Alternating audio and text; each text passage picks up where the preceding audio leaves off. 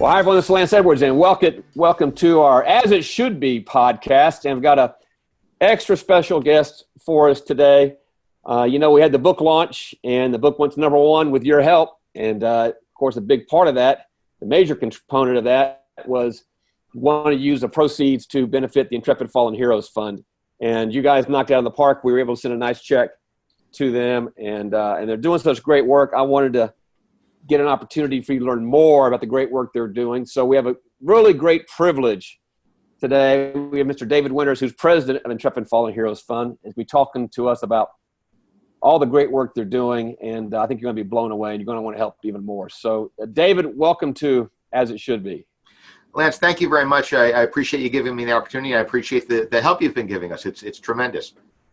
Well, it's easy with guys doing great work like you. So let's start off this way, David. So Intrepid Fallen Hero Fund, what is it, and what is this charter? What is y'all's specific charter? Okay. Well, the Intrepid Fallen Heroes Fund, we're a national nonprofit organization that supports the men and women of the United States Armed Forces and their families. The fund started in 2000, and you've asked about our charter. We've accomplished several missions in that time. We were originally founded to provide financial support to the families of service members who were lost in performance of their duty. Now, back in 2000, that was before before 9/11, before the conflicts. But as I'm sure your listeners know, we lose military personnel even in times of peace. There's training accidents, there's Coast Guard rescues, there's small military operations here and there. And although the numbers at that time were relatively low, every family who loses someone suffers this tragedy. And so we would provide a cash grant to those families. Now, when 9/11 came around, and then our country became involved in conflict in Afghanistan and subsequently in Iraq, we unfortunately knew that need would increase. So we kind of ramped up our efforts and grew into a large organization. Ultimately, provided grants to several thousand families who lost somebody in Iraq or Afghanistan. So in 2005, the federal government substantially increased the federal benefits that those families would get. When we were operating, back in the early 2000s, it's an official term, but the death gratuity, which is the financial payment that the Department of Defense would give to a family, it's only $12,000. Service members could also get service members group life insurance. That would max out at $100,000, and we learned just in the course of our operations that some service members went off to combat without having their paperwork up to date. Some had chosen not to get the insurance because they did have to pay premiums. The premiums were very low, but if you're a young soldier, sailor, airman, Marine, even a low premium could add up. So we learned that some of these young men and women went off to combat with reduced benefits or no benefits. So some service members were lost, and all they got was that $12,000. So we provide a grant of $10,000 to those families and $5,000 additional for each dependent child. But in 2005, the federal government substantially increased those benefits. It increased, and it's been a few years, so hopefully I'm remembering this correctly, but increased the death gratuity to $100,000 and also covered the service members group life insurance premiums for anyone who's deployed to that area of operations. So 2005, we said, okay, that need is now being much better taken care of. Should we continue to do our grants, or should we do something else? So our leadership got together, and we got together with the Department of Defense leadership and said, we're now, we've provided, millions of dollars in support. We can still do more. What can we do? And together we decided that we could serve wounded military personnel. There were a lot of service members coming back again, mid 2000s, Afghanistan, Iraq, and military medicine is so great. Lots of men and women who are injured in combat, who may have died in earlier conflicts, are getting great care and living, but they're living with these terrible injuries. Lots of amputation injuries, lots of severe burn injuries from. Remember the roadside bombs? That's the terrorist preferred weapon. So you could be in a vehicle, you get you hit a roadside bomb, you're injured, you survive, but you may have a horrible leg injury, you may have an amputation injury. So we raised money to build a purpose-built physical wound treatment center and we called it the Center for the Intrepid. We built it down at Brooke Army Medical Center in San Antonio, and that opened in 2007. And that's been, ever since, that's been giving great care to these, these severely injured men and women who suffered injuries in serving our nation. So again, in 2007, we said, okay, we completed that. There's more that we can do. What can we do now? And by that time, I'm sure you and your listeners heard you talk about traumatic brain injury and post-traumatic stress from our service members serving in Iraq and Afghanistan. That was becoming very, very well known, and it's a huge problem. Since 2000, close to 400,000 service members have been diagnosed with some degree of traumatic brain injury, and probably an equal number, have suffered the injuries but haven't been diagnosed. So we said, hey, we built this center for the physical wounds. Let's build a center to help these invisible wounds of war, and that's what we're doing now. In short, we built kind of a pilot center called the National Intrepid Center of Excellence. We built that at Walter Reed at Bethesda. That opened in 2010, and we're now building a series of 10 what we call Intrepid Spirit Centers, bringing that traumatic brain injury care to these men and women all over the country. So that was a long answer. I hope I didn't drone on too much there, but that's kind of what we've been doing. No, it's fascinating because it's how it's evolved. It's evolved over the history of the organization. So, matter of fact, I will give you some feedback. When I was doing the book launch on Facebook, we were announcing we were going to be doing this thing with Intrepid, and one of my Facebook members actually was gone through one of your centers. He was a warrior that had gone through one of your centers, and he just went on and on about what great care they took care of him. So guys, it's just fabulous what you guys are doing. That's really great to hear. Yeah. Now, so David, how did you get involved, and how long have you been involved with the Fallen Heroes Fund? I've been involved with the Intrepid Fallen Heroes Fund since it began. And the Intrepid Fallen Heroes Fund was inspired by a gentleman named Zachary Fisher. He's no longer with us, but he founded the Intrepid Sea Air Space Museum in New York City. He's founded the Fisher House Foundation program. That's a wonderful program that provides housing for families, military families and veterans families who are hospitalized at military VA hospitals. And that's a wonderful program. And Zachary Fisher founded several other military-themed nonprofits. So one of his efforts was providing, remember we talked about before, providing financial support to families of military personnel who had passed away. He was doing that himself. He started doing that way back after the bombing of the Marine barracks in Beirut. You remember that way back in 1993. Yeah. And he just kind of did that quietly. Just whenever he heard of service member passing away, he would contact the base and get a contribution to those families. So I did some work with him and with the Intrepid Museum here in New York. The Intrepid Museum is a retired World War II aircraft carrier that's now a museum. That's where I'm talking to you from right now. That's where our offices are. So I was able to meet Mr. Fisher and do some work with him and work with the Intrepid Museum. When he passed away, some of his family members sort of wanted to continue that work. And since I had been doing some of that work with Zach already, I sort of joined in. And that's when the Intrepid Fallen Heroes Fund was born in 2000. So my work with the fund started kind of before it even started, because Zach was doing those efforts himself.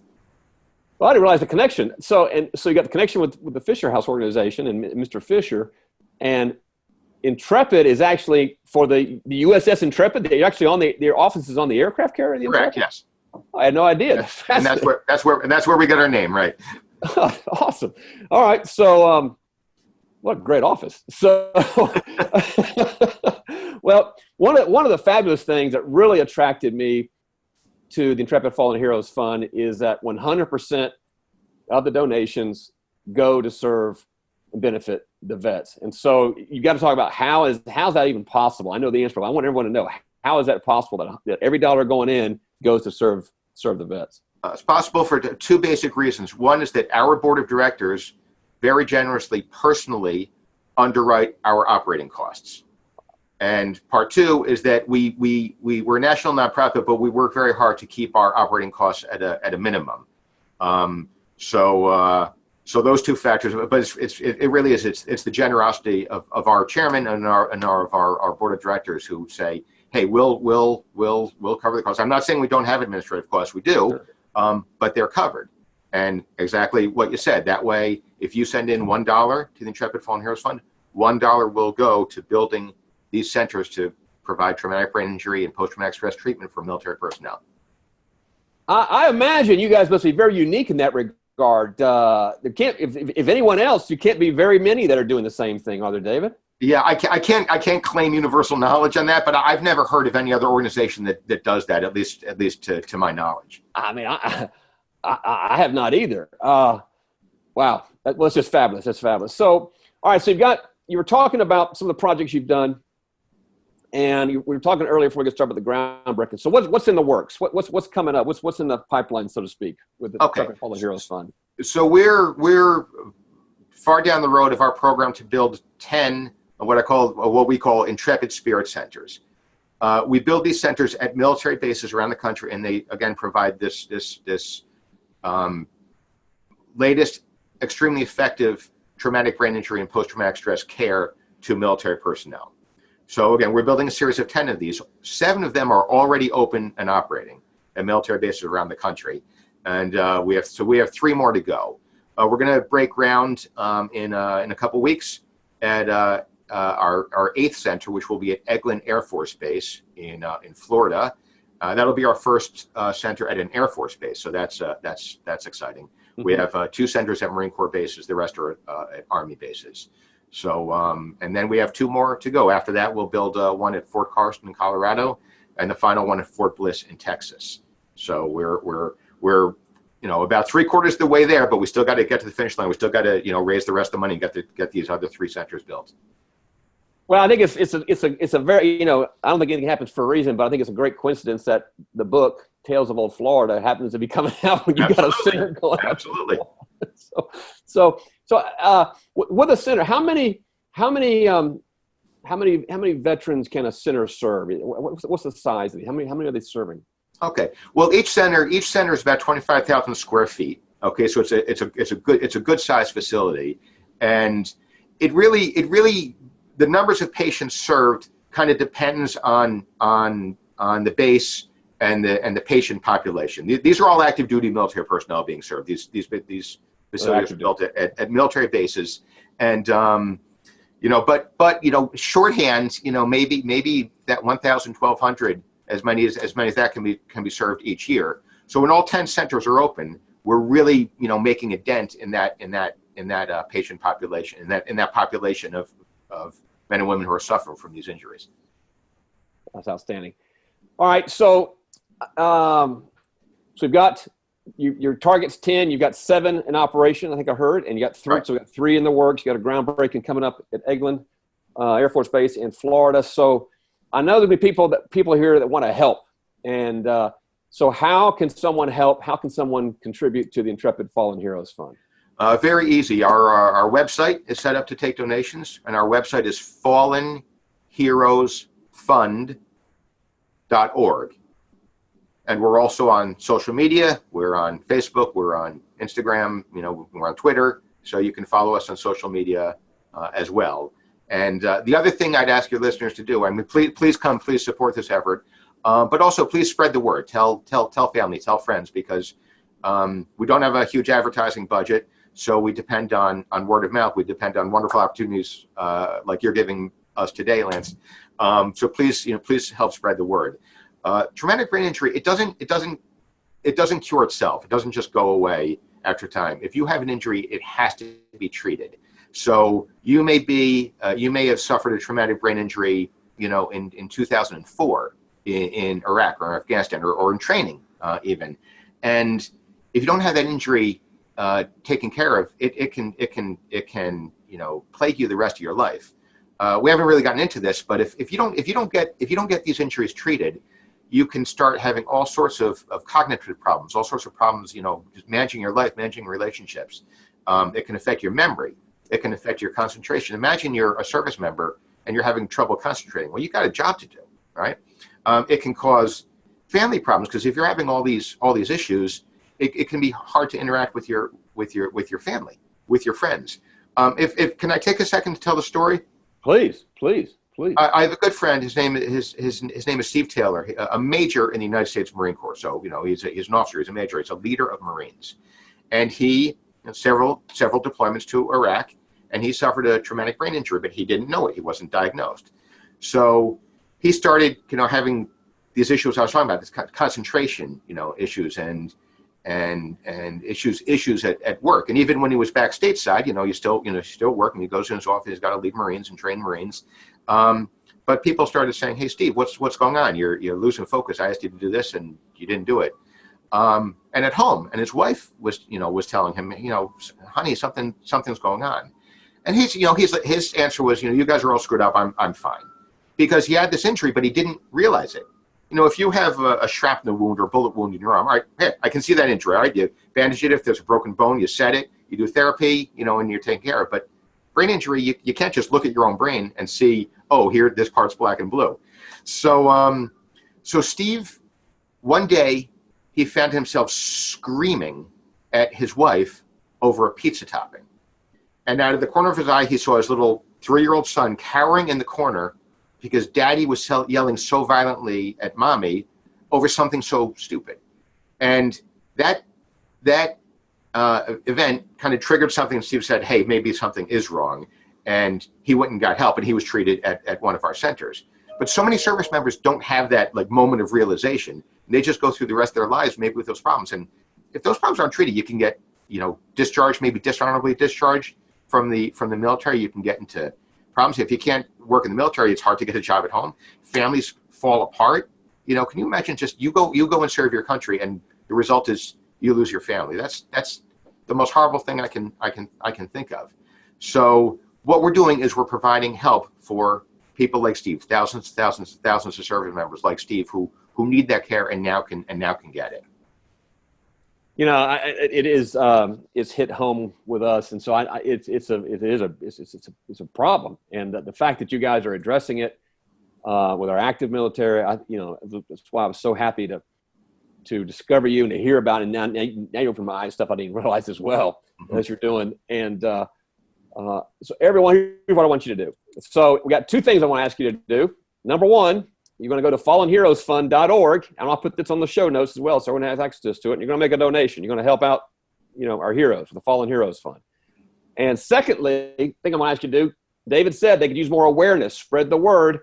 So I want you to like their Facebook page, and I want you to start sharing their post with everyone on your Facebook, and I want you to propagate that they got great content. They have all kind of, I'm on their Facebook page. They have great updates. Matter of fact, they were very helpful in helping promote the book. So they got, just go on their Facebook and start sharing their posts, and that'll help create the awareness so we can spread the word on this fabulous help. Is there anything else people can do for you, Dave? What else can we do? Is there anything else?